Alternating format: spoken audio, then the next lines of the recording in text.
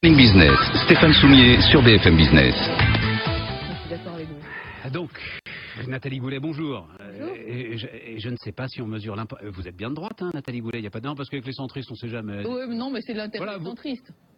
Ouais, mais enfin, parfois c'est ambigu, vous voyez, alors que, bon, faut dire les choses. Non, pour vous, il n'y a pas de problème. Voter selon ses convictions, c'est pas mal. Et écrire selon ses convictions, parce que c'est bien ça. Alors, vous êtes sénateur ou sénatrice, d'ailleurs, parce que sur votre site internet, il y a écrit sénateur. Oui, je préfère la fonction. C'est mon choix. Ah, dites donc. Donc sénateur de l'Orne et présidente du groupe Amitié France-Pays du Golfe. Absolument. Et donc vous m'avez écrit, je ne sais pas si on mesure l'importance et l'honneur qui est fait au chef de l'État d'assister à la réunion du Conseil de coopération du Golfe. Oui. Alors non, je ne sais pas, Nathalie Goulet. Et visiblement, c'est quelque chose, alors, mais d'historique au niveau mondial même, m'écriviez-vous. Galactique. C'est la première fois qu'un chef d'État étranger est invité au Conseil de coopération des pays du Golfe. Alors il faut qu'on raconte Conseil de coopération, c'est l'ensemble de ces petites monarchies, la pétromonarchie ou gazomonarchie. Des monarchies du Golfe. Voilà, hein, c'est tout. Émirats, Qatar, Arabie Saoudite. On n'a pas conscience, souvent, et c'est vrai aussi pour Israël, de la géographie. C'est-à-dire, ce sont 20 km, 30 km à chaque fois, hein, qui séparent un pays d'un autre. Il faut quand même l'incarner, ça, et je pense que ça va permettre de comprendre aussi de quoi on parle. Il y a l'Iran d'un côté, il y a l'Arabie Saoudite, il y a des géants, et puis il y a ces petites monarchies là qui sont là comme ça, Voilà. comme des confettis. Et alors après la révolution islamique, donc en 81, ces pays ont décidé de créer un conseil de coopération de façon à regarder et de façon à se structurer face à une révolution islamique chiite. Et donc ils ont créé ce conseil de coopération. Eux sont sunnites, hein Absolument, majoritairement. Mais il y a des minorités sunnites, il y a des minorités chiites partout, y compris en Arabie Saoudite, dans les zones pétrolières. Voilà, mais les pouvoirs sont sunnites. Absolument. Et donc vous avez deux grands rivaux autour du Golfe Persique. Vous avez l'Arabie Saoudite d'un côté et puis l'Iran de l'autre. Et vous avez un jeu là absolument extraordinaire avec évidemment la déstabilisation régionale liée à l'invasion de l'Irak en 2003. On n'oubliera jamais ce qu'on doit à Jacques Chirac de ne pas nous avoir entraînés dans ce guêpier, parce que c'est comme les États-Unis qui ont déstabilisé toute la région. Il faut jamais l'oublier, parce que ce qui se passe aujourd'hui est quand même la résultante de l'invasion de l'Irak. Et donc aujourd'hui, il y a une partie extraordinaire. La résultante, mais enfin c'est ça qui est absolument. Mais juste, je me permets de. Oui. La résultante de la fin d'une dictature, la résultante de la chute de Saddam Hussein. Et Bien sûr. eh ben oui. Mais écoutez, On a connu la même chose, nous, en Yougoslavie, sans que personne ait besoin... Vous voyez, à un moment, ce sont des artifices coloniaux qui explosent. Et c'est ce qui s'est passé en Irak. Certes, le déclencheur, c'est l'Amérique, mais on comprend bien que... Oui, mais sans et on vit la même chose actuellement en Mais Libye. Voilà, c'est... oui, mais sans solution de remplacement C'est vrai. politique. Avouez que vous avez réussi à avoir, dans un endroit qui était d'une stabilité relative et d'un point de vue démocratique, avec une marge de progrès importante, je le reconnais, vous avez des États voyous, vous avez des zones grises, vous avez des zones tribales et vous avez du terrorisme. Donc à un moment, je veux dire, c'est triste de gérer la planète comme ça, mais à partir du moment où vous déstabilisez une région, et vous savez que dans l'histoire du monde depuis le Moyen-Âge, chaque fois que Bagdad est tombé, la carte du Moyen-Orient a été redessinée. Et donc on se retrouve exactement dans cette perspective-là, avec aujourd'hui, pour revenir au sujet, une volonté de Barack Obama de réchauffer les relations avec l'Iran. Et donc ça met nos partenaires des pays du Golfe dans une situation de fragilité, parce qu'ils sont un peu irrationnels dans leur crainte à l'égard de l'Iran chiite. Mais ils ont tous le sentiment que l'Amérique a fait le choix de l'Iran, là, en ce moment. Et que l'Amérique veut faire, en tout cas Barack Obama, veut faire revenir l'Iran dans le jeu classique des nations. Oui, c'est ça l'idée, c'est ça leur grande crainte, hein, aujourd'hui. Mais je crois que le fait est avéré, le fait qu'il y a 15 jours, un accord cadre a été trouvé. Le fait que John Kerry soit immédiatement sur les talons de François Hollande aujourd'hui à Riyad, ce qui est quand même extraordinaire. Le fait que le 13 et le 14 mai se tiennent à Camp David une réunion avec les monarchies du Golfe qui viennent à l'invitation de Barack Obama. Donc vous voyez le calendrier. François Hollande a été invité à cette réunion exceptionnelle quelques jours avant que les mêmes monarques du Golfe partent à Camp David rencontrer Barack Obama. Et nous, quel jeu il nous attribue là-dedans? Parce qu'on ne peut pas décemment penser qu'on va contrebalancer l'influence américaine dans la région, Nathalie Goulet. Mais écoutez, diplomatiquement aujourd'hui, c'est le cas.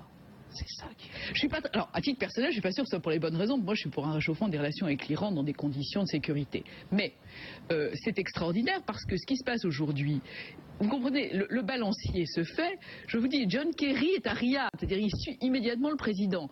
C'est un coup diplomatique magnifique. Je veux dire que c'est un coup diplomatique. Alors après, il y a des conséquences évidemment économiques, mais c'est d'abord un coup. Enfin, de mon point de vue, je peux me tromper. J'ai pas la science infuse, je connais très bien la région, mais je peux me tromper. C'est quand même un coup diplomatique magnifique, magnifique. Et puis le président Hollande et la diplomatie de Laurent Fabius ont choisi le camp de l'Arabie Saoudite. Ils ont été, rappelez-vous, au moment de 2013, de la première partie de la négociation sur le nucléaire iranien, ils ont été extrêmement. Laurent Fabius a été extrêmement sévère avec l'Iran. C'est lui qui a fait capoter le premier round. Je crois qu'il a eu, dans le fond, pas tellement tort, parce que les négociations, le deal est meilleur aujourd'hui qu'il était l'année dernière. Mais dans votre esprit, parce qu'on ne comprenait pas très bien cette rigueur, c'était une stratégie pour arriver justement au point où on en est aujourd'hui et d'avoir la France au centre d'un jeu, là, qui... Non, je crois qu'en une influence qu'elle n'imaginait peut-être pas il y a encore quelques mois. Je ne sais pas, mais je crois qu'en 2013, très honnêtement, Laurent Fabius a d'abord une défiance structurelle à l'égard de l'Iran. Bon, c'est son droit.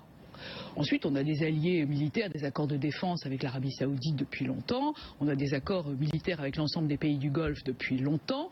On a une base militaire à Abu Dhabi qui a été, là aussi, un coup génial. Parce qu'on a prépositionné nos forces dans une zone où on n'était pas du tout représenté. Parce que la 5e flotte est à Bahreïn, il y a des troupes américaines en Arabie Saoudite, mais il n'y avait pas de troupes françaises dans la région. Or, il y a une base militaire française à Abu Dhabi. J'étais rapporteur du texte, c'est vraiment, ça c'est aussi un coup stratégique important. Donc on est positionné.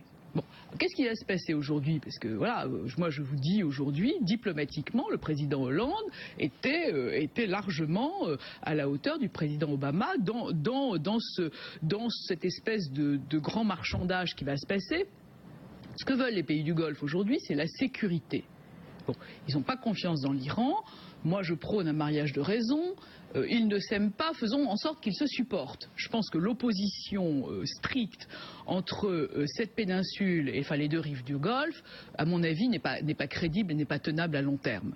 Ce serait une erreur. Mais revenons sur la France. Nous, ce qu'on va faire, ils veulent la sécurité, on va leur donner. Oui, on va leur donner les États-Unis. Ils vont l'acheter. Ils l'ont acheté. Ils vont l'acheter, mais ils l'achètent toujours de toute façon. On est ravis. Il y a une industrie de défense à faire tourner. Que voulez-vous qu'ils fassent d'autre que d'acheter, puisqu'ils ne produisent pas? Donc ils sont bien obligés d'acheter. D'accord. Et là, on est revenu dans le jeu. Grâce à cette habileté diplomatique, on est revenu derrière dans un jeu économique, industriel, qui va être important à l'avenir. On n'a jamais quitté le terrain. Les pays du Golfe sont, selon une expression que j'aime bien et dont je crois que j'ai la paternité ou la maternité. C'est bien ça.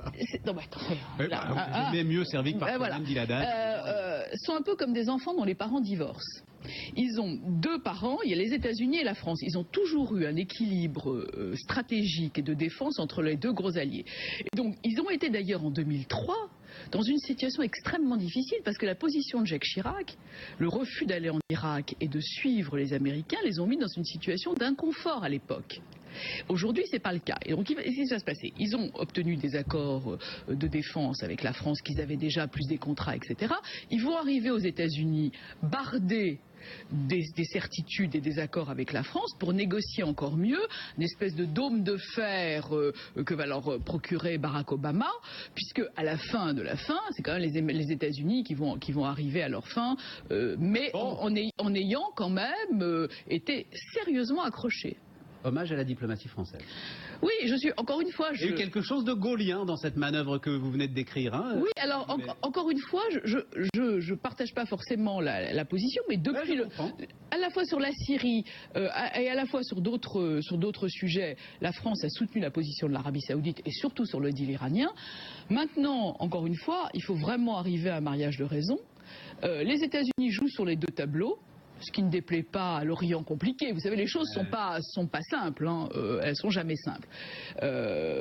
L'Iran n'est pas un partenaire facile, mais j'espère qu'on en reparlera si les choses s'arrangent. Il y a quand même plus de 100 milliards de dollars d'avoirs iraniens gelés. Les Iraniens ont besoin demain matin de 400 avions de ligne pour remplacer la flotte d'Iran Air qui est quand même en mauvais état. Et les constructeurs automobiles sont sur les dents pour essayer. Ils y sont déjà. Et Boeing est en train d'essayer aussi d'attraper ce marché. On est dans une partie absolument passionnante, croyez-moi. et vous la racontez remarquablement. Je ne sais pas. À bientôt, Madame le Sénateur. Merci, Nathalie Goulet, donc Monsieur avec nous ce Soulier. matin sur BFM Business.